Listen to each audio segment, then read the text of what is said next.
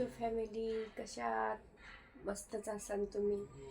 पण मला आज असं काय सांगायचं आहे तुम्हाला की किती आपण नाही का पूर्ण व्हिडिओ पहा, स्किप न करता. आवडला असेल तर लाईक करा, सबस्क्राईब करा. आपण किती कोणाला जीव लावला ना तरी काय उपयोग नाही. आणि ते म्हणतं माझंच खरं. आणि की आपण किती इमानदारीने वागा, काही करा, खरं सांगा, तरी त्यांना वाटतं की हा बाबा, की वय झालेलं असो किंवा कमी वयाचे असो, पण ज्यांचं वय झाले त्यांना तरी कळायला पाहिजे ना की आपण आपल्यापेक्षाही लहान आहे, की ह्यांच्यापेक्षा आपण जास्त पावसाळे खाल्लेले आहेत, त्यामुळं उन्हाळे ह्यांनी कमी घेतलेले आहेत. तर समजून घ्यायचं प्रत्येक गोष्ट कुठली पण नाही का वयस्कर माणसांनी. पण आपण समजून घेतो की ठीक आहे बाबा, ह्यांचं वय झालं आहे, की ह्यांच्याशी आपण नाही वाद घातला पाहिजे. पण हे वयस्कर व्यक्तीला कळतच नाही, नाही का. किती इमानदारीने वागा आपण. ते म्हणतं माझंच खरं. तर मला आज असं सांगायचं होतं तुम्हाला की इमानदारीने वागायचं आजकाल या कलियुगात बरोबर आहे का नाही, मला कमेंटमध्ये सांगा. की नाही का, असंच माझ्या बाबतीत एक घटना घडली, त्याच्यामुळं व्हिडिओ काढायचं खास कारण हे आहे माझं. तर मला म्हणायचं होतं का मला वाटते आता जसंच तसं वागायला पाहिजे. कारण की आपण किती इमानदारीने वागलं तरी बेईमानदारीच आहे आपल्यासोबत, नाही का. हेच सांगायचंय मला तुम्हाला.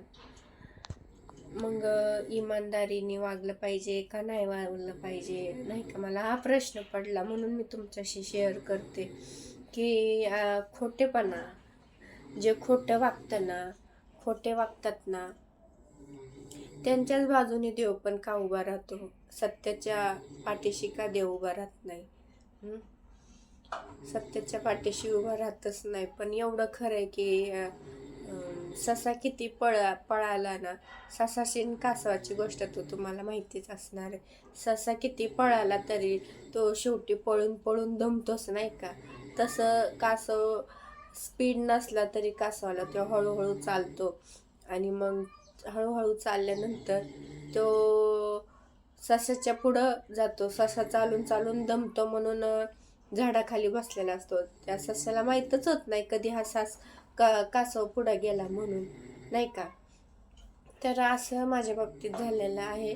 तर मला हेच सांगायचं होतं, काही इमानदारीने वागायला पाहिजे का नको. की विश्वासच आजकाल लोकांना नाही आहे कुठल्याच म्हणजे बाहेरच्यांना तर नाहीच नाही, पण घरच्यांना पण विश्वास पाहिजे, आहे का नाही. मला असंच नाही का. आणि बाहेर राहायचं म्हणलं तरी खूप अवघड आहे.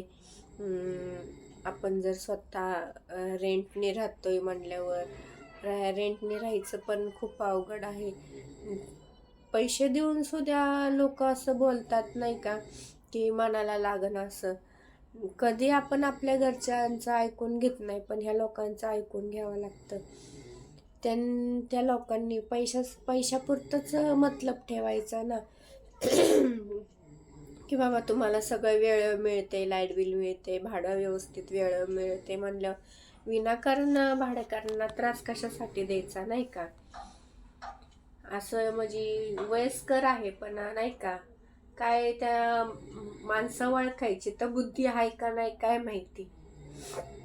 माणसं ओळखायला आलं ना सगळं जग जिंकता येतं. बरोबर आहे का नाही. म्हणून मला म्हणायचं होतं, इमानदारीची दुनिया नाही राहिलेली. बेइमानदारीचं जे वागतात त्यांचंच खरं वाटतं त्या व्यक्तीला. बरोबर आहे का नाही. तर तुम्हाला कसं वाटतं, योग्य वाटते का नाही योग्य वाटतं तुम्हाला, कमेंटमध्ये मला सांगा. Bye bye. मला एवढंच सांगायचं होतं आज तुम्हाला.